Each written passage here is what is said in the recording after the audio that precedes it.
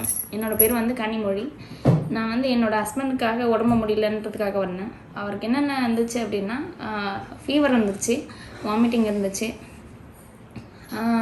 Fever கொஞ்சம் இருந்து வெளியில் கொஞ்சம் ஒரு நாள் வீட்டில் வெயிட் பண்ணி பார்த்தோம். அடுத்த நாள் என்னாச்சு, ஓவராக வாமிட்டிங் ஆகி மிட் நைட்டில் வாங்கிட்டார். அப்புறமா சாருக்கு ஃபோன் பண்ணோம், வர சொன்னாங்க, பார்த்தோம். அவசர கால சொட்டு மருந்து கொடுத்துருந்தாங்க. அதுக்கப்புறமா ஜூஸ் கொடுத்தாங்க. ரெண்டுத்தையும் குடித்தோம்.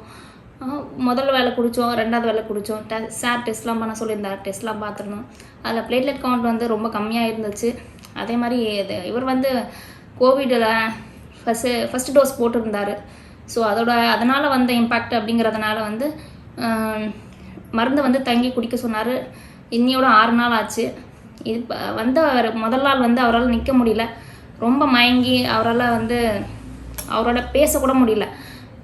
அந்த மாதிரி தான் இருந்தார், படுத்த படுக்க கிட்டத்தட்ட. அன்றைக்கி நைட்டு நடந்தது என்னென்னா, மயங்கி விழுந்தார். அடுத்த செகண்ட் வந்து ரொம்ப ஸ்வெட் ஆகிடுச்சு. நாங்கள் வேறு ஏதோ ப்ராப்ளம், அதனால் வேறு ஏதாச்சும் ஹாஸ்பிட்டல் போகலாம் அப்படின்னு நினச்சப்ப கூட, இல்லை சார்கிட்ட போகலாம், கண்டிப்பாக வந்து நார்மலாக ஆகிடுவாங்க அப்படிங்கிற நம்பிக்கையில் நாங்கள் கண்டிப்பாக வந்தோம். அதே மாதிரி அதே நம்பிக்கையிலேயே மருந்தும் சாப்பிட்டோம். இன்றைக்கி நலமாயிருக்காரு. அதே மாதிரி தான் இது முதல் தரல, இதே எங்கள் அத்தைக்கும் பார்த்துருக்கோம். எந்த மருந்து சாப்பிட்டாலும் 3 நாளில் படுக்கிறவங்களும் எழுந்து உட்கார வச்சிடறாங்க.